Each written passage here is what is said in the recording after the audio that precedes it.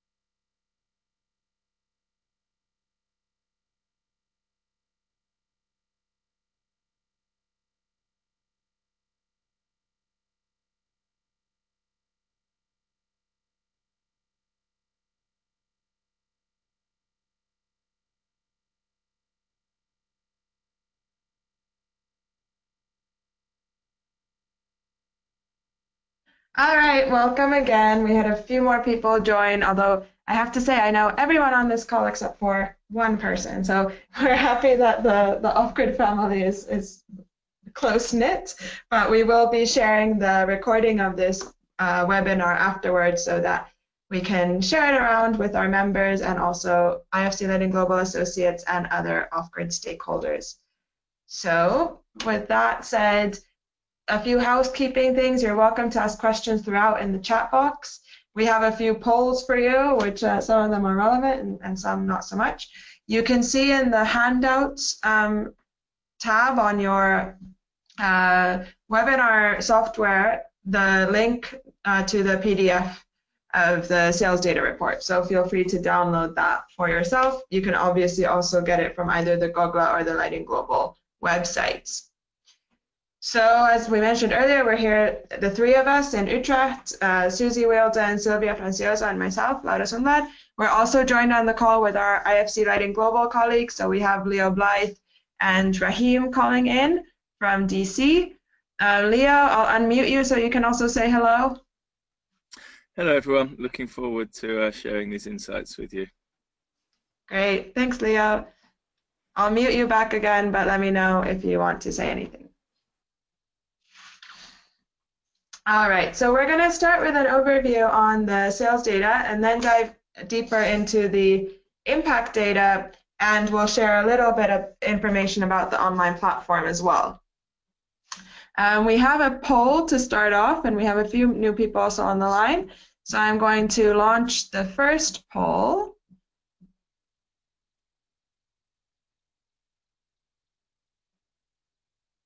So you should see the poll in progress now. We want to know how many of you are new and how many of you are old hands at the sales and impact data.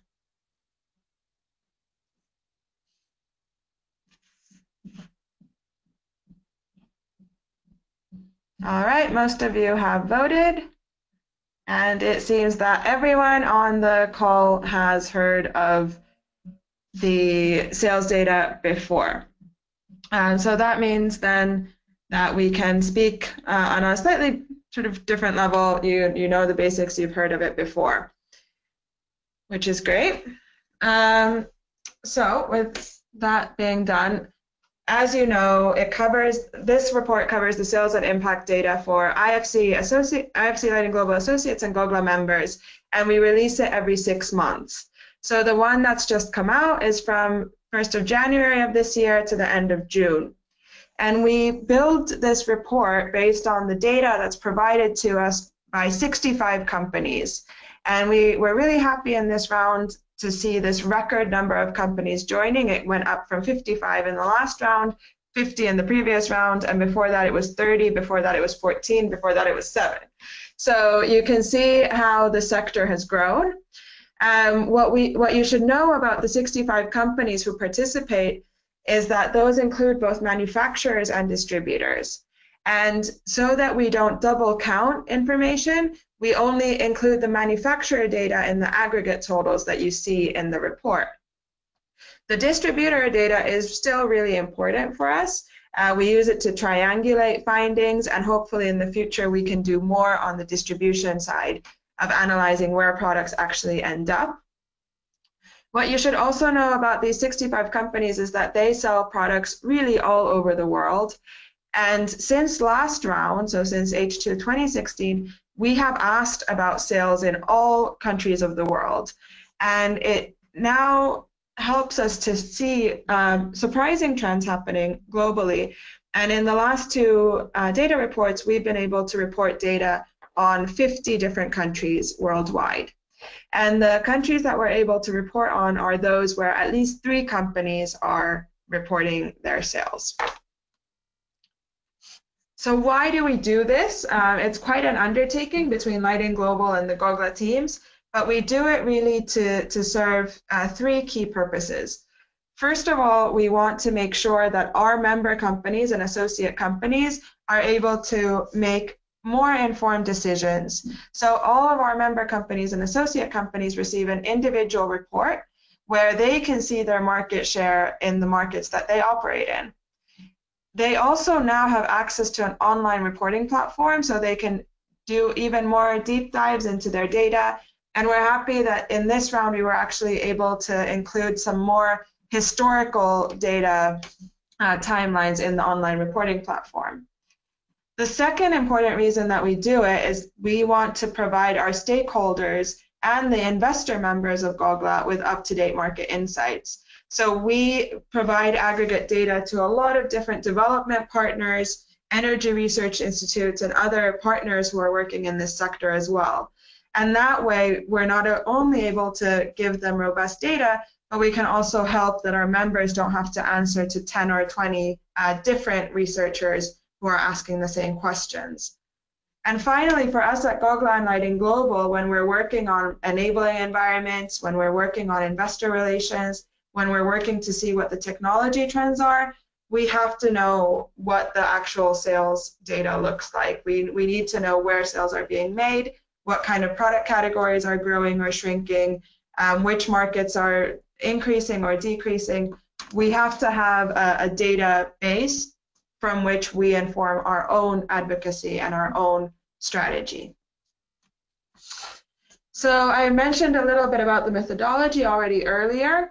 So we have 65 companies. We do not make estimates on non-members and non-associates in this report. So we do get questions often on what's the data that we don't cover.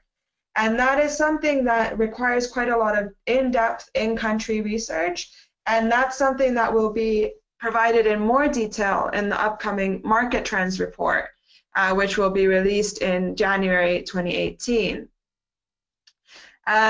What we also want to note is that the data that's here covers both pay-as-you-go and cash sale products in the volumes that we report, but in the revenues that we report, it only covers cash sales.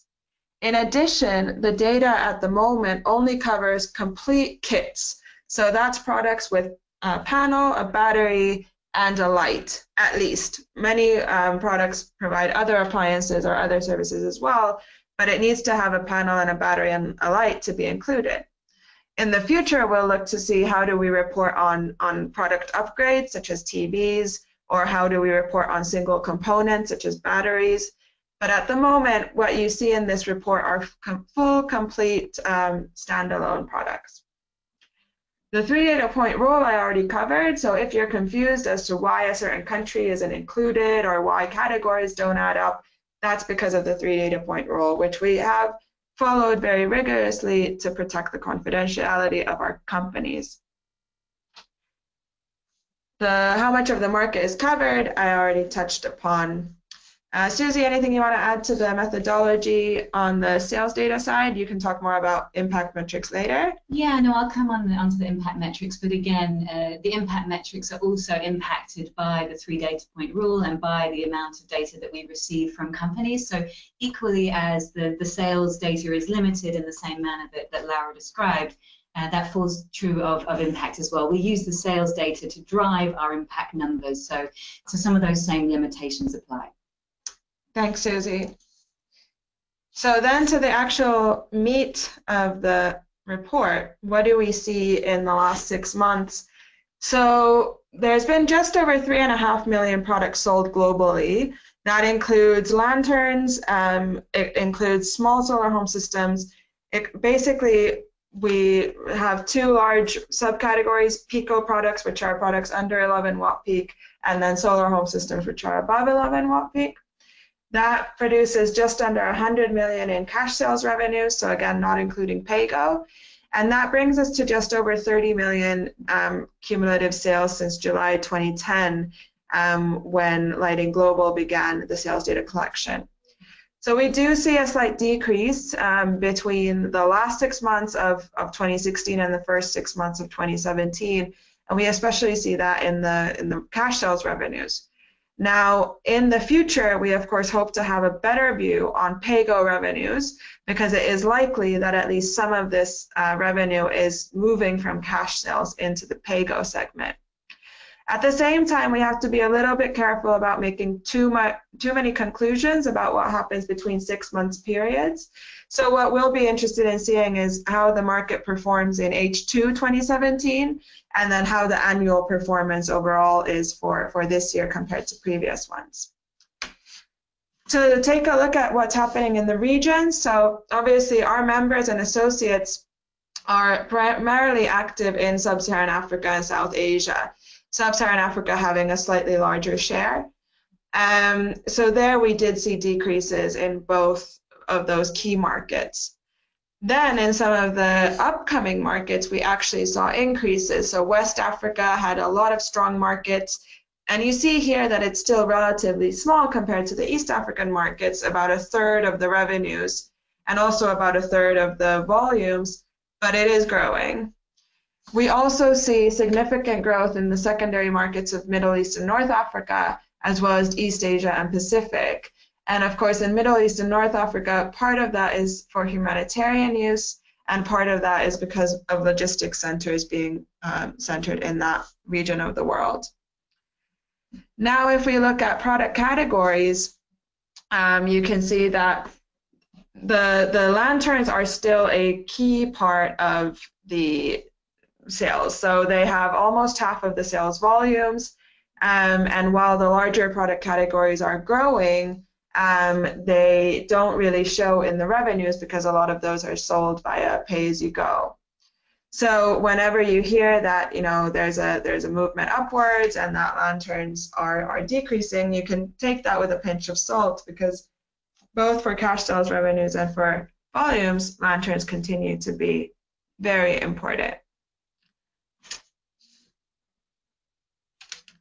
In terms of what affected the market outside of our control, there's a few key factors which are largely linked to what was already happening in 2016. So in India, which is the single largest country market, the demonetization that happened in November 2016 continued to have a lot of impact in the spring of 2017. So in the demonetization, about 86% of all cash in India was taken out of circulation. And in a cash-based economy where a major distribution channel are the microfinance institutions, who then had to focus all of their efforts on making collections instead of making new sales, we saw a big impact of demonetization in off-grid solar product sales. In East Africa, the drought has somewhat lessened, and there is some recovery going on, but that still impacted people's livelihoods, their incomes. It affected where they can spend money, how much money they had. So that continued to unfortunately impact the customers of our companies in multiple countries of East Africa. On the mostly positive side, we see increased government and DFI engagement. So the development finance institutions have really come in strongly in this sector, but many of them have made announcements for new funds and facilities that didn't kick in yet in H1 2017. So as those start to become operational, which we've seen recently in a lot of the funding announcements, we hope to see an increase also in sales when some of the financing challenges of companies begin to be resolved. On the lower end of the spectrum, there is an increased commodification of products.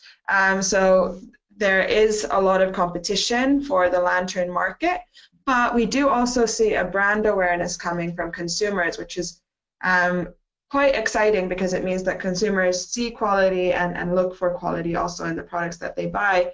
And that explains some of the resilience actually in some of the smaller product categories. So what the companies said when we were approaching them, both through Lighting Global and GOGLA, is that they are optimistic. They're on a growth. They do see growth in the future, but it is challenging. The markets that we operate in, and we don't operate in a vacuum, are challenging markets, and that is going to have an impact on sales. I'm going to turn to Leo. Leo, in case you want to add anything here, I'll just unmute you.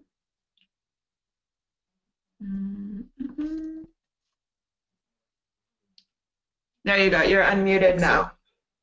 Thanks, Leo. You, yes, I think what it's important just to note, so to get this, to reinforce that point, we've talked with very many individual companies, and we talked with IFC and World Bank program leaders who are overall looking over several dozen different countries. And so what we just wanted to share with those of you who are not the companies we're talking about, because of course they know this perspective, but it really was this view that the market is reaching a stage of maturity and growth where a lot of internal factors start to come in, building personnel, retaining personnel, even just expanding scope of operations to new countries. All of these issues take a lot of energy, time, and of course money within a company, which diverts attention, energy, time away from just purely pushing growth in existing markets. So they felt that this was the nature of a buoyant, expanding market, and that internal issue seemed one of the most critical points. And then, as Laura said earlier, a movement towards pay-as-you-go was shared by very many companies, and even some of the actual manufacturers pointing out that they clearly saw a decrease in sales as their customers were moving towards pay-as-you-go rather than cash sales. Those distributors then needed to use their finances in different ways. So we really felt that this 6-month period seems to be a period of Laura would caution me here, because again, we don't want to draw conclusions, but it could be seen as a period of transition, moving forwards in an overall expanding market, and of course time will tell on that point. But again, we really wanted to underscore the nature of the buoyancy from companies we spoke with, and of course the increase in access to finance we're all seeing also reinforces this point. Thank you. Thanks so much, Leo. And it's really crucial for this report to get the views from the countries from the Lighting Global team. So again, a thank you to the World Bank Group and Lighting Global for collecting those insights. Before we move into the impact metrics, I just want to highlight that this was really a snapshot of what's available in the report. So I encourage you to download the PDF and take time to read through it if you haven't already. And one thing that we at GOGLA and Lighting Global are constantly doing is looking at ways in which we can improve and add to the sales and impact data report.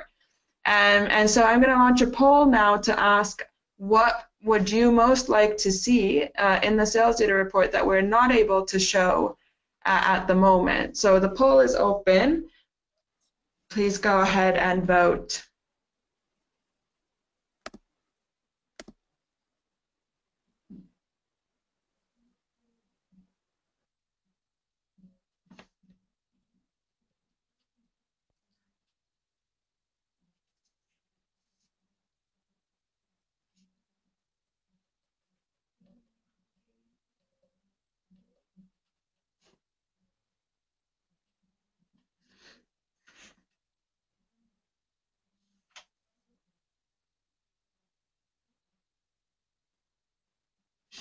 And here you have multiple options, so we're going to end up with more than 100% overall.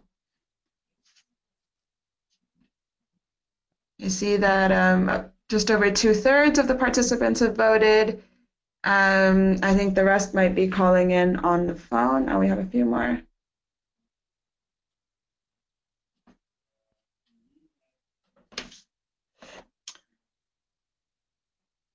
All right, so what I see here is that we've got an equal amount of votes for distributors, appliances, and financial performance, and then slightly less on measurement in megawatts or sales data on subnational levels. So that's interesting. For the subnational levels, we will be working on that, I think, in the Indian context. So there, I think it makes sense.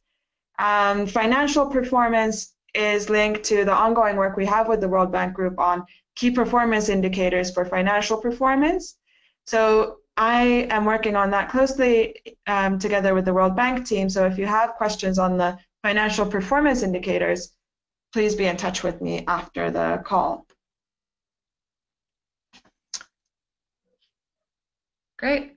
So then we are going to go to Susie, who will talk us through the impact metrics, which are a key output of the sales data collection overall, and something that we're very proud of here at GOGLA. Great, thanks, Laura.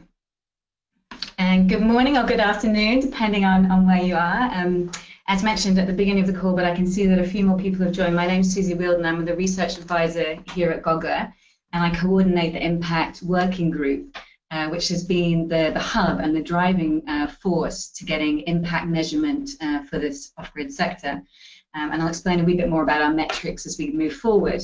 But using these metrics, looking back at this first half of 2017, we can see that there has been obviously a huge amount of impact created by the GOGLA members and the Lighting Global associates who've reported to us.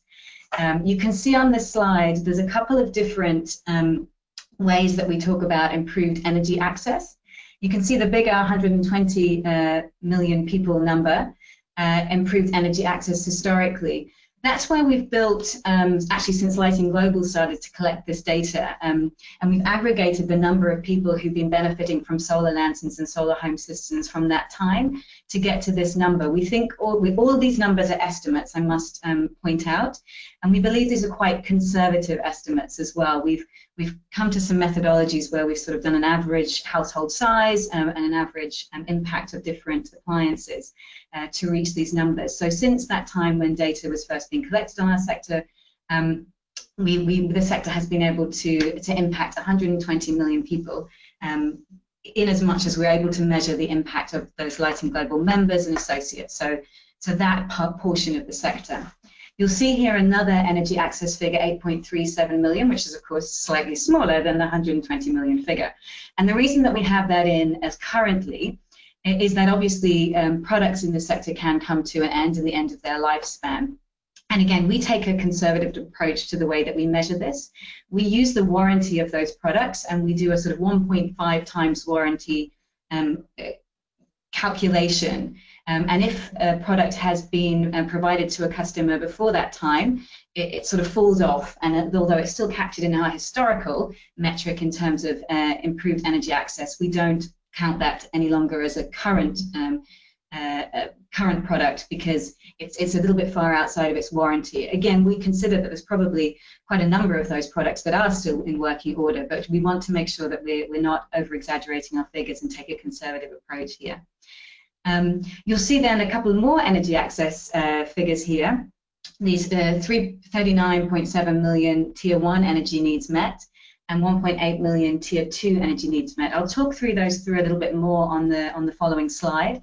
But essentially, we've aligned here with the Sustainable Energy for All tracking framework, which looks at the services provided by solar lanterns and solar home systems of different sizes and tries to sort of apply whether they which service provisions they provide to households and to customers. So whether it's lighting or the opportunity for those product sizes to power up different appliances will mean that they come somewhere at a different level on these different tiers of energy access. So we also use the data that we get to be able to sort of align with those tiers and report the numbers of figures, numbers of customers who are having their energy needs met in those different ways. It's important to note in terms of these different energy access figures, because there was a slight dip in the sales, the increase has slowed down slightly in terms of the impact metrics, because of course it still continues to grow. That figure you see there of 120 million, if we're we're continuing to provide people with energy services, but that growth was slightly slower in this half of the year because the sales were slightly slower. But we have actually seen a small uptick actually in the number of customers who are achieving this Tier 2 energy access needs met and Tier 1. So we are seeing, I think, then, as Laura was describing, slightly more people purchasing slightly larger systems. And therefore, in the way that we look at the data, we're able to see that there has been a small movement with the number of people having a greater energy service provided to them. So that was quite interesting, I think, in this year. It's super early days to see some of these trends, but it was indicative, I think, of perhaps that movement towards those larger system sizes. On the right-hand side of the slide, you can see we've got 1.9 million livelihoods supported. This metric tries to capture where people are using the solar lanterns or the solar home systems to support an income generation activity. So it is very much that supported aspect is important when we're talking about this metric. Because it's quite a catch-all. It could be that someone is entirely creating a livelihood from their system. They perhaps are using it to power all sorts of appliances that enable them to open a business, or they're using their kit to charge mobile phones as a small business. Or it could be that they've just had an access to increased lighting, which means they can keep their shop open for longer or something along those lines. So it is a bit of a catch-all, but we estimate that about 1.9 million people are using their off-grid solar products to support income-generating activities.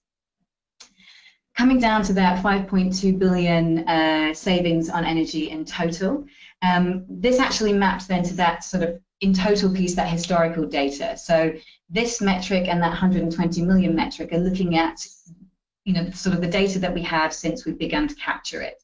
And so this is an aggregate number. Those savings year on year have now increased up to past 5 billion. We have, it's around $200 that the average household might be able to save across the lifetime of their solar product. So we do again look at that, what that lifetime is like using the warranty, etc., as I described a little bit earlier. And because someone switched to solar, they might then not have to use as much kerosene, or perhaps wouldn't be spending on batteries or other electrification products. And so obviously over the fullness of time, particularly as systems or lanterns get paid off, those are big savings to households. And so since this data started to be collected, the savings have really added up in a hugely staggering way, and so have now topped 5 billion, which was an interesting and exciting thing to see in this most recent report. And another metric that we capture is just the increased light output in a household. So a lot of the time it might actually just be improved service to customers. So again, if you're imagining replacing a kerosene lamp with a solar light, you actually, or a household system indeed, you get a much larger light output. And so we've aggregated the increased amount of available light to customers using all of the different data that we've gathered from different people who've contributed to the sales and impact data report, and we have been able to show on average there's a 188% increase in the available light output per household. So we're seeing that actually increase between 2016-2017, which we assume could be related to perhaps an improvement in the product's services, the amount of output that they can provide, and indeed perhaps also maybe linked to that uptick in the numbers who are moving to the higher system levels and perhaps therefore achieving a higher output level as well. Another metric that we have, which hasn't been included in the slide, but I should touch on as well, is the amount of status quo lighting products that are no longer in use, and the amount of people who've now been able to switch, stop using kerosene, and therefore having a climate benefit as well. There is carbon dioxide released by kerosene lamps in particular, but also that carbon, which has a very high climate warming, and if it's using an equivalency to the amount of impact in climate warming of carbon, of CO2, we've actually saved, I think it's 26.9 million tons of CO2e equivalent as a sector since the data started to be gathered as well. So a really interesting and good story there. Important to note though on that one that we don't actually look at the embedded cost of carbon in different systems. We haven't got the capacity to do that, unfortunately. So we can look at on average an estimate of how much CO2e is being reduced because people aren't using kerosene anymore, but unfortunately we can't within our metric establish how much that would, sort of what that climate benefit is when you actually sort of take away a little bit of embedded carbon that will be in the systems that we provide. But a great benefit of this sector as well is also that ability to reduce CO2e. So that's just a bit of a quick snapshot on some of the impact metrics. There's a little bit more in the report. And so if we skip to the next slide, this slide talks a bit more to those tiers of energy that we mentioned in the previous slide. Tier 1 and Tier 2, the number of people who are having their energy needs met in these different ways. So as I say, we try and map this SE for all methodology. So you'll see the number isn't as big as that, sort of 83 million, because it's looking at sort of the services that are provided. And so small solar lanterns count for an amount of impact, but it's sort of a lesser amount compared to the larger system sizes within these tiers. And you can see therefore that Tier 1, which is near that sort of 40 million people being able to achieve this Tier 1, you can see those quite large numbers at the smaller watts, 0 to 1.5 and then 1.5 to 3. And then actually then when you get to the 11 watt systems, you start seeing people being able to benefit from Tier 2 energy access. And so that's just showcasing the different ways that different types of appliances or levels of energy services allow us to have those impacts or enable us to have those impacts on different households, and that you get those higher levels of impacts, of course, with the higher and bigger system sizes which is quite logical, but interesting, those tiers, and something we want to continue to work towards, trying to obviously measure and support companies to increase the amount of air service they can provide to customers and to households. So that's a bit of a quick overview of the SE4 framework and the tiers. And as I mentioned, obviously, all of this comes from the impact metrics and standardized impact metrics that the working group has been forming over quite a number of years now. It started, I think, in 2013, actually before my time. The metrics were recognized as something really valuable for the sector, whereby having a standardized and harmonized way of talking about impact would, one, enable us to measure it more accurately, even though I have to keep, caveating that these are all estimates, but also enable us to more credibly talk as a sector. So we're not having one, one customer, or one company saying, using one kind of metric and another using something else. And so these are our standardized impact metrics, and I encourage you all to contact me if you aren't aware of these, or you don't know if your companies are using them.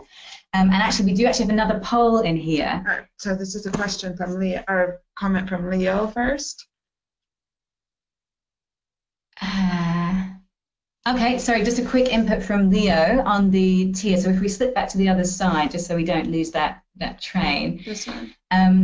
Just pointing out, actually, we're starting at, as I say, starting in that system size range of 11 to 20 watt for the tier 2 energy access. Leo quite rightly pointing out that is very much at the higher end of that. It's the 20 watts at 20 watt wattage power system size that actually accounts as a tier 2 energy access. So although it categorizes into our 11 to 20 watt range, important to note it's that top, it's that 20 watt aspect of that range that we're talking about here when we are talking about the tiers. So thanks for that, Leo, that addition there. So just on these impact metrics, I was really interested to know if people on the call know whether their organizations are using the impact metrics. So I think Laura's just opened up a poll.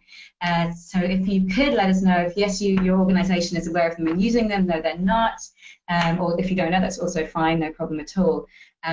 Just so we get a sense of that, we're hoping to obviously encourage as many members and different sector stakeholders to use the metrics, to be aware of them. We're actually doing some work at the moment to update the metrics and some work around that. So, and by using, you're meaning either that you're reporting your own data through the impact metrics, or that you're asking, for example, your grantees or investees to report with impact metrics, absolutely, right? Or indeed, if sort of stakeholders that might be on this webinar as well, who are sort of donors into the sector or supporting the sector, whether in your reporting and or indeed your communications, you're looking to measure impact using these kind of metrics. So I think it's just the wrong way around. It's just a few more no's than yeses, but a 57 to 43 split. So not too bad. It's quite encouraging that there's obviously quite a number of companies using them. Oh, now I got to 50-50. Oh, 50-50. Thank you, whoever was the last one in. Thank you, that's great. As I say, we do encourage people to use metrics and be aware of them. So please do reach out to me if you would like to know more about the metrics. And also, obviously, we'll be sharing more. As you say, we're going to be updating these in the coming weeks and months, because as new data becomes available to us, we can improve on our metrics and make sure that they most accurately reflect the impact that the sector is providing.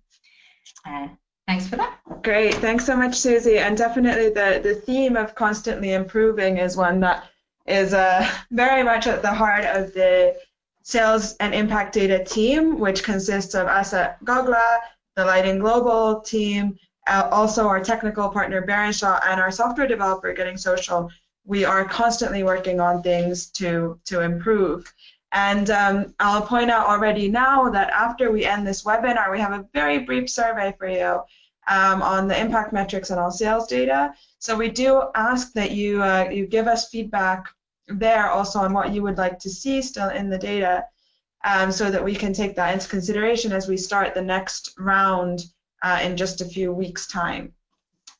But now I want to share just a few notes. I see that there's quite a few of our members on the call.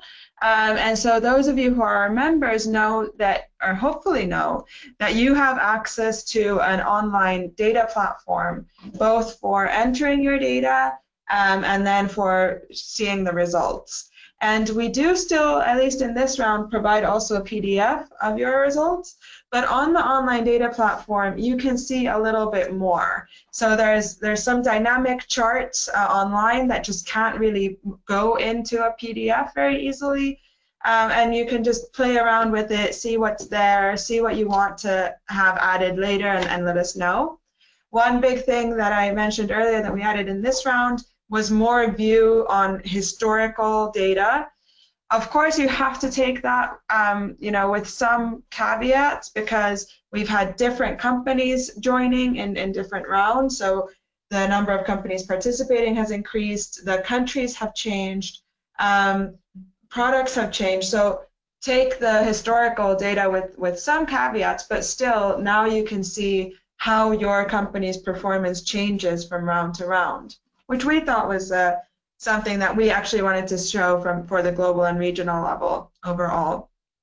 What I'd also like to point out to the companies who are on the call, because I know that many of you are the ones who actually provide the data to us or access it through the online reporting platform, is to remember that you can change who has the primary account holder at your company can change who has access to the results yourself.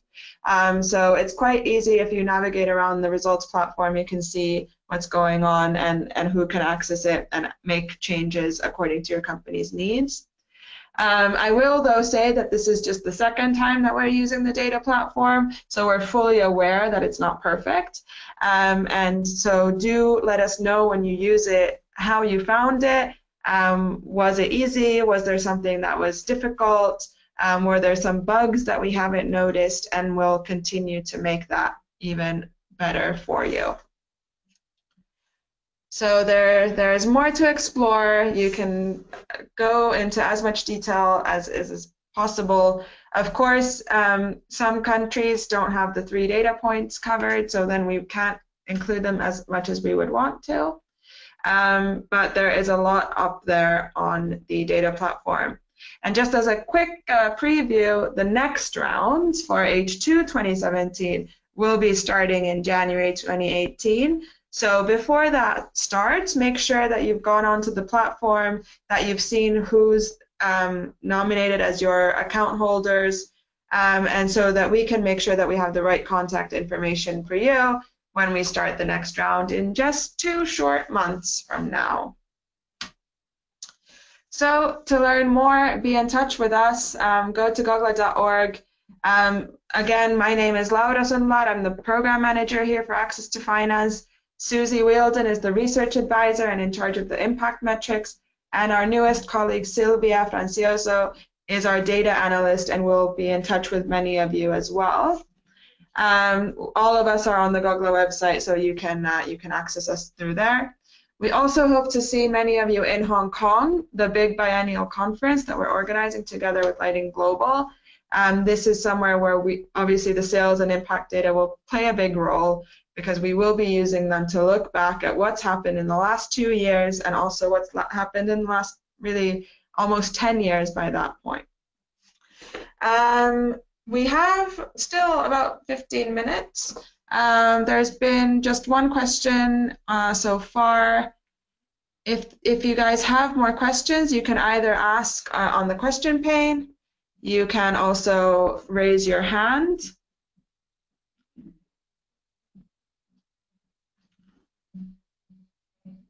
Or you can type it into the chat box.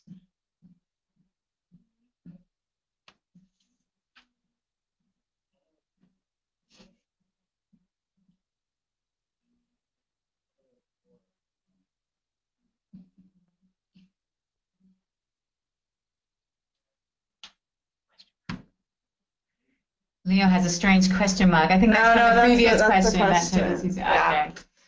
Okay. Have we been super informative and completely exhaustive? No questions on anything? Of course, if anybody does, then as Laura mentioned, we're available to you guys to answer any specific things that you have after the call. And yeah, another plug if you've got a couple more minutes to just speed out on the survey as well.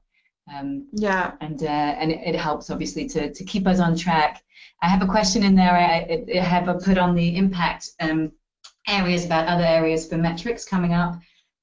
Just a caveat that we obviously can only report on things where there is research that we can use to drive our metrics, but we're really interested in learning more about what would be useful to the members and to others in our market. And so we'd obviously be seeking to do what we can in terms of measuring more impact too. Yeah. What I'll also say is I see a few companies on the line who could become GOGLA members and therefore be submitting data. And I also see some companies who are GOGLA members but haven't participated in the last few rounds. So if you're interested in participating or GOGLA memberships, also be in touch, either with GOGLA or also through the Lighting Global Associate Program, either way, because the data collection is only open for members and associates. So if you are a member or associate, do take advantage. If you're not yet, we ask you to be in touch and see if that could be something that is suitable for your company. But now, if we don't have any more questions, we're going to close the webinar. Again, please answer the survey. It's very quick. There's 4 questions, and it will be helpful for us. Here we go. There is one question. Do you have plans to measure and report adoption of the Lighting Global Quality Assurance Framework in countries, i.e. which countries have harmonized with the framework and how this is operationalized? So in this specific report, no, because it's kind of out of scope of the sales data. But in terms of overall, I think Leo might be best placed to answer this question. Leo, do you want to answer Drew's question on do we have plans to measure and report adoption of the quality assurance framework? Yes, thanks, Laura. So actually, Drew, it is measured and reported, but as maybe not with the attention that could be drawn to it. So on the Lighting Global website, when we report our 6-month results of the program, then it is hidden in there in just one line in the results table. But I can hear a lot of reasons why it would be a good idea to make this more prominent in my mind in answer to your question. And so I'm going to raise this with our quality assurance team and to include this more prominently. And in a nutshell, this has been adopted by a handful of countries, mostly in East Africa, with a few others, Bangladesh and Nepal, Pakistan underway, and then in principle it's been adopted under all of the ECOWAS countries, and yet they're still working on how to implement that. So it is very important, and a lot of work is underway on that. Expect to see a lot more work in future, because the issue is that adoption of the standards is just the beginning. The effective implementation of the standards takes a whole lot more work, and it's very important for the quality assurance team that it's the use of those standards by governments meets, if you like, a certain standard, and that's very hard for governments to achieve without a lot of in-depth assistance. So I think you can watch the space under the new DFID ACE program, which is looking at incorporating quality standards in their work with governments, and the continuing work of the World Bank as countries scale up their energy access programs to really incorporate this off-grid work systematically. Countries who are doing that are also adopting the standards. So for now, you can follow up with me one-on-one if you'd like. You can get a quick overview on the Lighting Global results page, and keep posted for further developments of making this more prominent. Thank you for that question. Thanks very much, Leo. Any more questions?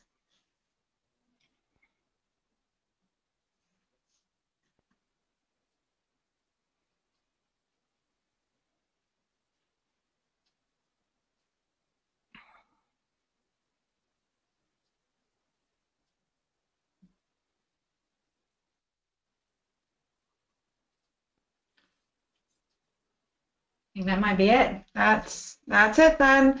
All right, have a great rest of your afternoon, or a great day for those who are still in the morning time zones.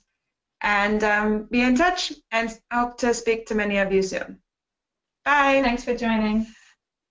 Thank you. Thank you.